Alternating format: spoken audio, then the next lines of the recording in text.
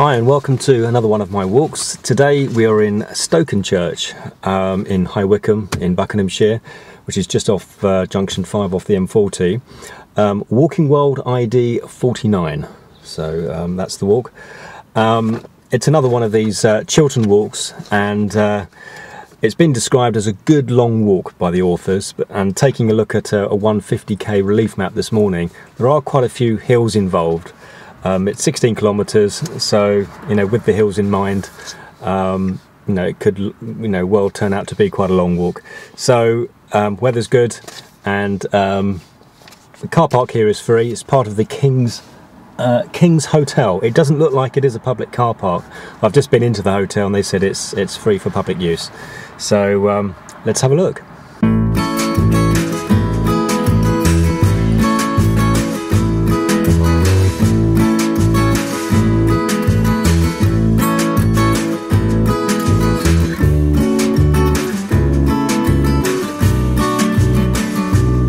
Leaving Stokenchurch from the northeast, the path takes you through open fields surrounded by woodland. Picking up the Chiltern Way path, the walk remains fairly flat up until Radnage at waypoint 10. Being the summer months, some of the fields are ploughed, and missing a path, as I did at this point, can mean a slow and arduous stumble across them. Thanks to the wonders of modern technology, or a GPS in my case, it wasn't too long before I got back on track. Apart from the nice weather we were having, it became apparent quite quickly that this was going to be one of the better walks I'd done, purely because there were views right from the start, and the path quality was remaining pretty good, so long as I stuck to them. Oh, I've got a great day as well. There's wonderful views either side here, everywhere you look. Great weather too. That field back there that we crossed, coming up to waypoint 3, there's no path at all. It's been ploughed, so you really have to kind of follow your, oops, just dropped my map there. You really have to follow your GPS there, and make sure you get to that telegraph pole that's in the instructions. Apart from the ploughed field, paths are very good so far.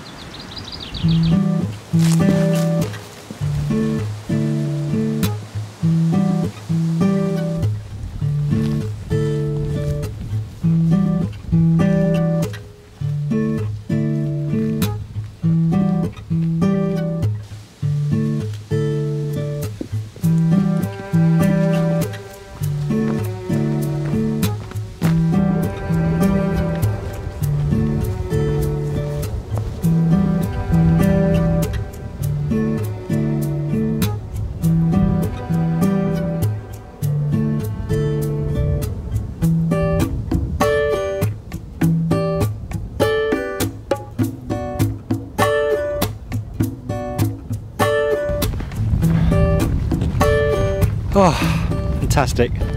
Very open fields here. We're dipping in and out of the Chiltern valleys. Quite a stiff breeze, which is just as well because the sun's quite strong. Oh. Coming up on waypoint 5 now, a couple of 100 metres.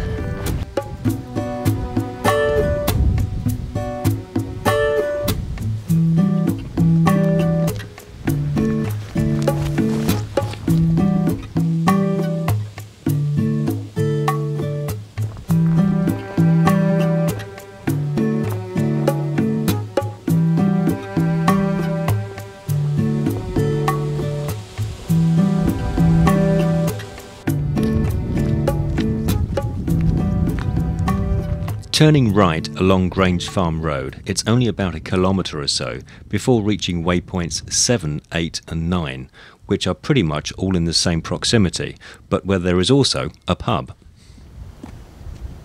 Nobody's mistaken me for a SWAT team yet. Mind you, I haven't seen anybody.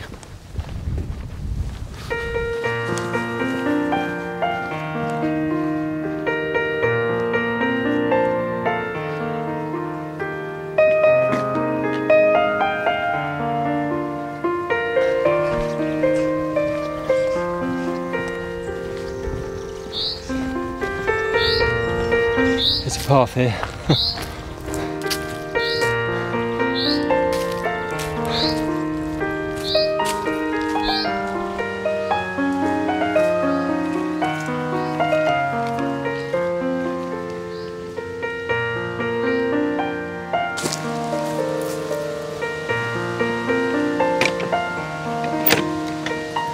Knowing that I had much of the walk still ahead of me, I decided to push on past the pub, but take a lunch stop at St Mary's Church, which can just about be seen in the distance here, behind the trees.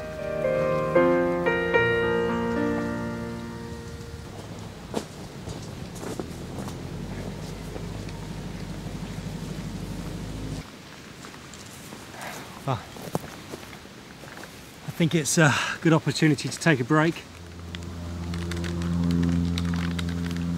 I'm not going to be disturbed.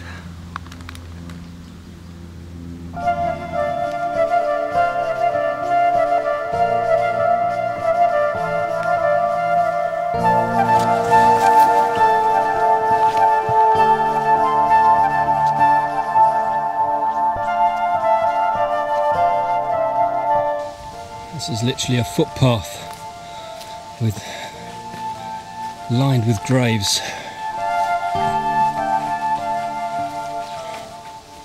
After lunch, I headed up towards the hills of Bledlow Ridge, where the majority of the ascents begin. These are not long and arduous, just that there are a few before reaching waypoint 17.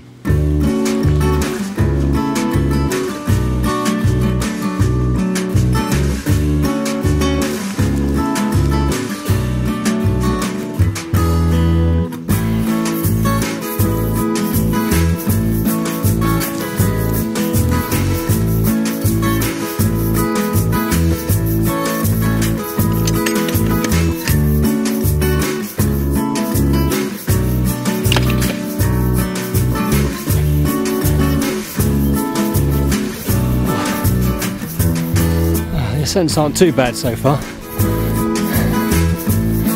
They're a bit slight and they're steady, so there's a lot of stingers and bramble bushes on this path, so watch your clothing and better skin. I think somebody's tried to dig steps into this path. Oh. Opens out a bit at the top.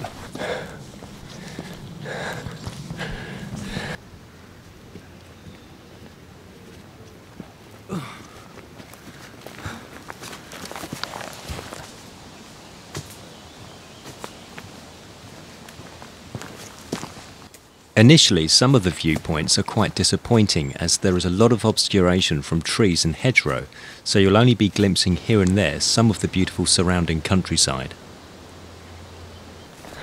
Even though this path is kind of gives you the impression you're lost. I'm not honest. And this takes you straight to waypoint 12, which I believe is on the Chinhill Road. And we're still about 300 metres from that. Oh, fantastic views. Wonderful. The Chilterns are.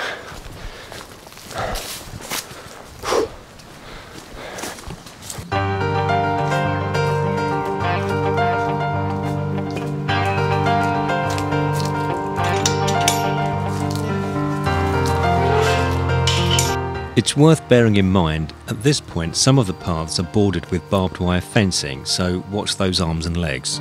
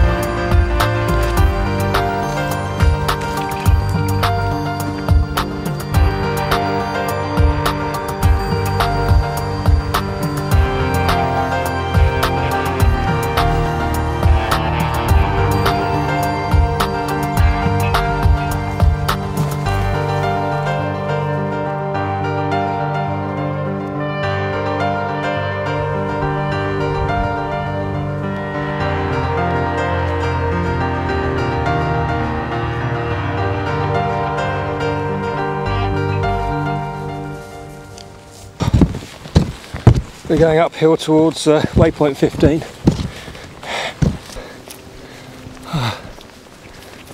Very undulating, very up and down this.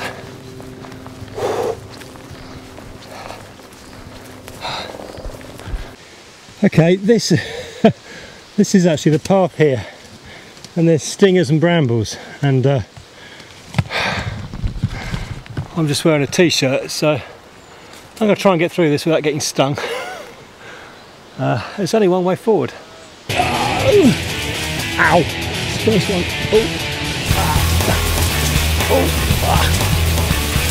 More.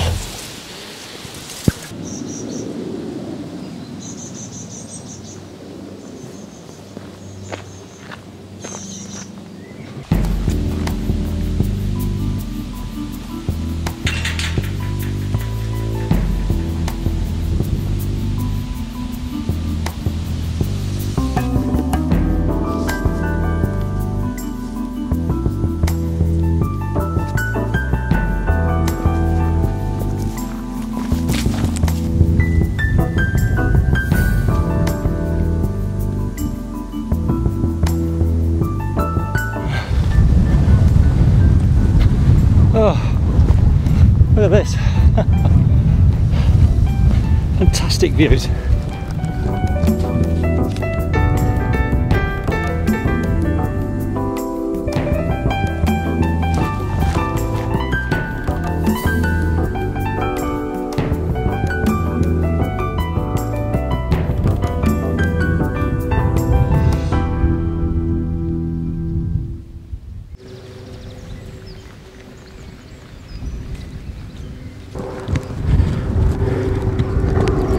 Wonderful views. It does dip down into a valley just back there, but path quality has been excellent all the way, but then again the ground is dry. Again, fantastic views just everywhere. Wonderful.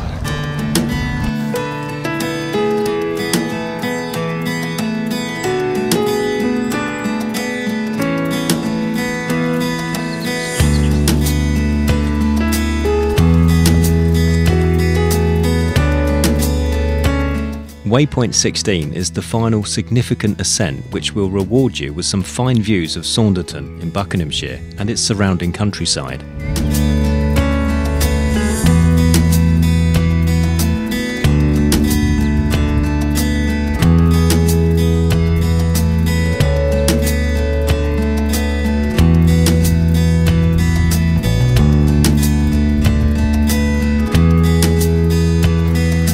That was quite a steep ascent after waypoint 16, but it's short and we're going in and out of a wooded area,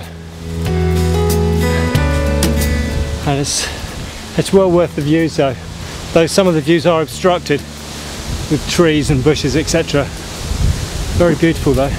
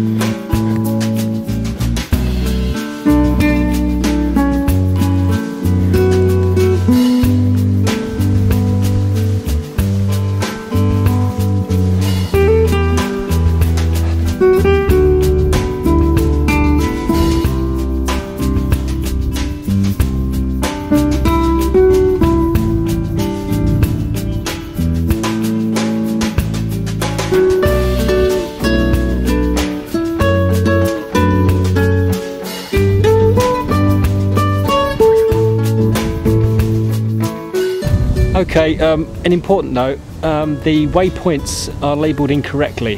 Waypoint 17 is actually the wooden kissing gate that we went through just before in the wood, and this takes us down here after about 5 or 10 minutes to this metal kissing gate here, which you can see goes across the field. This is not a waypoint, but we've just come from waypoint 17 again, which was the wooden kissing gate in the wood.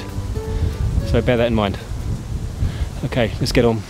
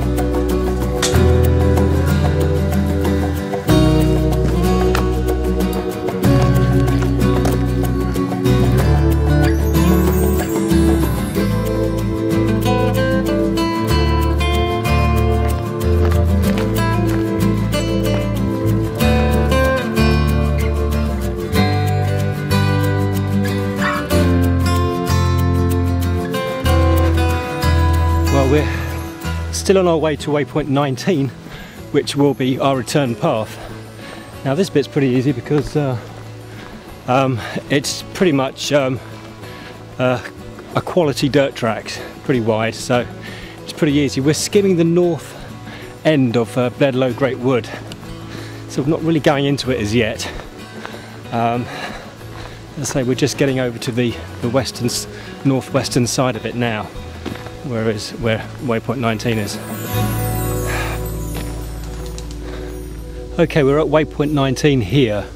There's a lot of houses, private houses, just to my right there in very close proximity, and you can kind of see people sitting in their living rooms, so I didn't want to do any filming there. But this is waypoint 19, and I just continue on the which path is it? Continue on the Ridgeway path towards waypoint 20, and that should take us back into Bledlow Great Wood. Okay, here we go.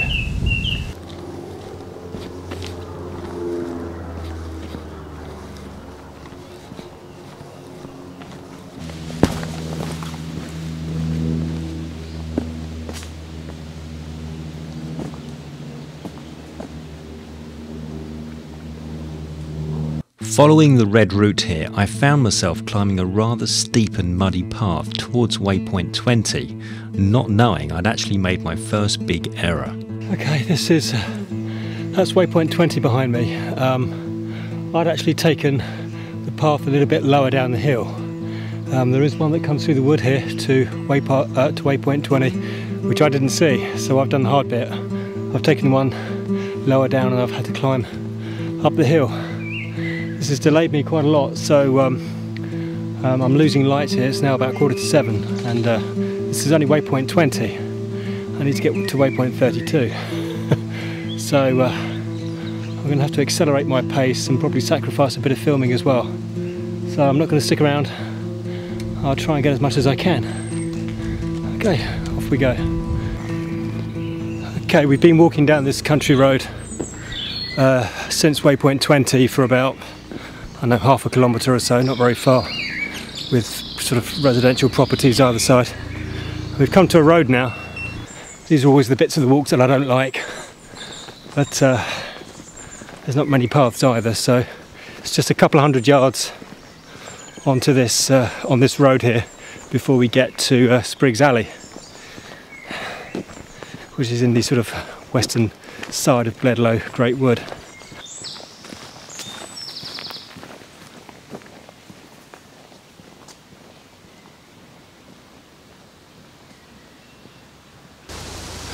Back in the wood, just past the waypoint 22 and the water tower. Here was another part of the walk that threw me slightly. The route card instructions talk of white tree markers marking each waypoint towards the final waypoint 32. In fact, I hadn't seen any of these waypoints and was only following waypoints marked on my GPS. Luckily, I had plenty of power left as I had spare batteries, so I would advise making sure you at least have this backup, as without it, and in my case with fast fading daylight, I would have been walking blindly and likely in the dark.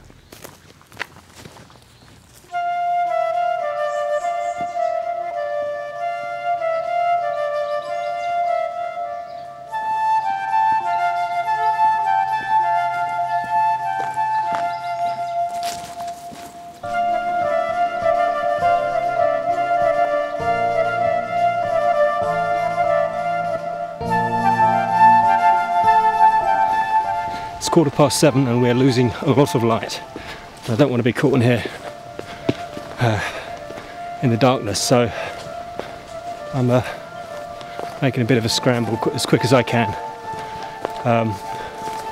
So far it's just a wood, there's not a lot to see anyway, so it's not much point setting up the camera to get any kind of angled shots, as it were, so I'm just going to make for the end as quick as I can. Very enjoyable though, very up and down. Okay, let's get a move on.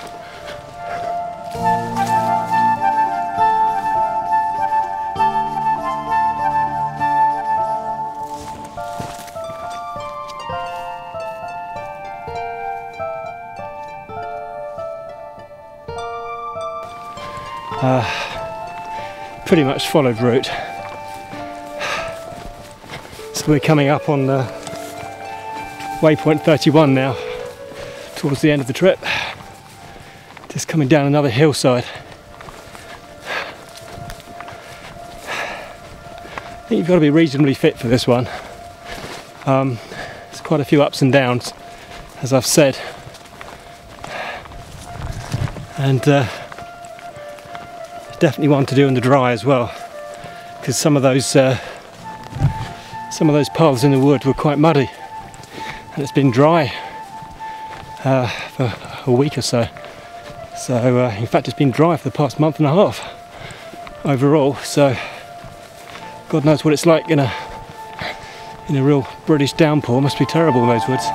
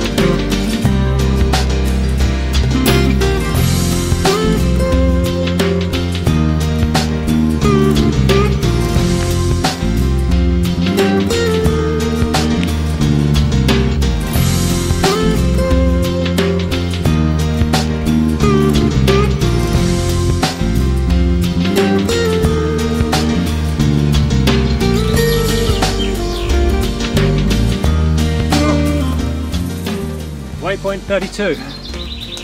This is the end of the trail. I think I probably left it a bit late in the day.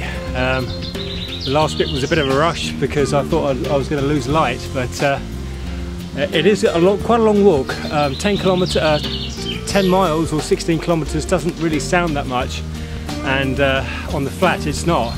But there's quite a lot of ascents, and some of them are quite steep as well. So certainly looking at that relief map this morning gave me an indication. I thought it was going to be quite a long one. So put aside a whole day for this one. Wonderful walk. The woods get a little bit boggy and can get a bit dark at times as well, so pick a sunny day. Fantastic walk though, great, lovely scenery. Must have gone in and out of 100 valleys, but it feels like it. Fantastic walk. Right, on to the next one I guess.